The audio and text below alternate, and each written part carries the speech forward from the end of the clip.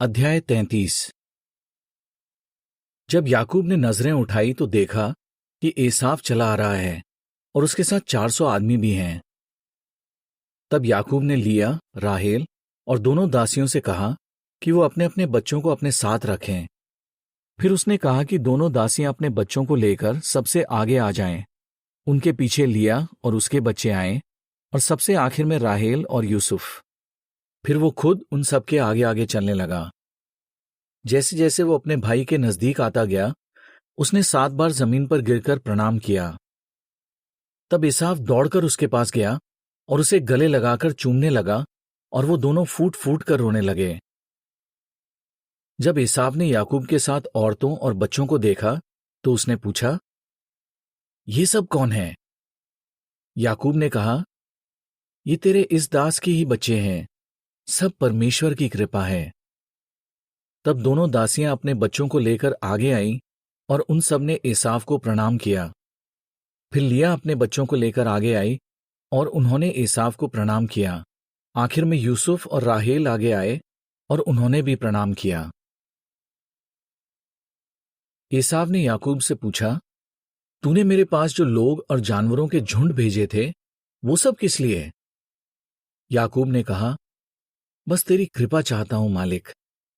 एसाव ने कहा, मेरे भाई, मेरे पास बहुत धन संपत्ति है, इसलिए जो तूने भेजा था वो तू ही रख ले। मगर याकूब ने कहा, नहीं मेरे मालिक, तुझे मेरा तोहफा लेना ही होगा, वरना मैं यही समझूंगा कि तू अब भी मुझसे नाराज है। मैंने वो तोहफा इसलिए भेजा था ताकि मैं तुझसे मिल सकूं, और आज जब तूने मुझे खुशी खुशी कबूल किया तो मुझे ऐसा लगा मानो मैंने परमेश्वर को देख लिया है। परमेश्वर की कृपा से आज मेरे पास किसी चीज की कमी नहीं है। मेरी दुआ है कि तेरा भी हमेशा भला हो, और ये तोहफा इसी बात की निशानी है, इसलिए मेहरबानी करके इसे कबूल कर ले। याकूब के बार बार कहने पर एसाव ने उसका तोहफा कबूल कर लिया। कुछ देर बाद एसाव ने याकूब से कहा, अब हम सब यहां से चलते हैं, मैं तेरे आगे आगे चलकर तुम्हें रास्ता दिखाऊंगा। मगर याकूब ने कहा, मालिक, तू देख सकता है कि मेरे बच्चे बहुत छोटे हैं और मेरे जानवरों के झुंड में ऐसी भेड़ें और गायें भी हैं जिनके दूध पीते मेमने और बछड़े हैं। अगर एक दिन भी मैं उन्हें भगा भगा कर ले जाऊं तो पूरा झुंड मर जाएगा। इसलिए मालिक, मैं तुझसे विनती करता हूं कि तू आगे निकल जा।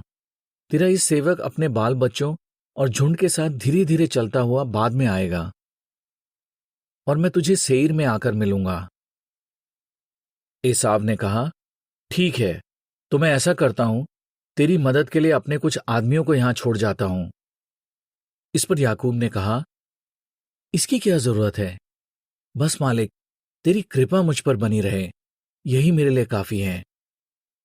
तब एसाव उसी दिन सेईर वापस जाने के लिए निकल पड़ा, और याकूब अपने सफर में आगे बढ़ता हुआ सुकोत पहुंचा।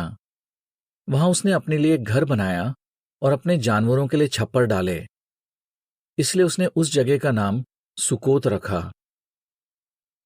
याकूब पद्दन अराम से सफर करता हुआ सही सलामत कनान देश के शेकेम शहर पहुंचा। उसने शहर के पास ही अपना डेरा डाला। फिर उसने जमीन का वो टुकड़ा खरीद लिया जहां उसने डेरा डाला था। उसने ये जमीन चांदी के 100 टुकड़े देकर हमोर के बेटों से खरीदी थी। हमोर के एक बेटे का नाम शेकेम था। याकूब ने वहां परमेश्वर के लिए एक वेदी बनाई और उसका ये नाम रखा, परमेश्वर इस्राएल का परमेश्वर है।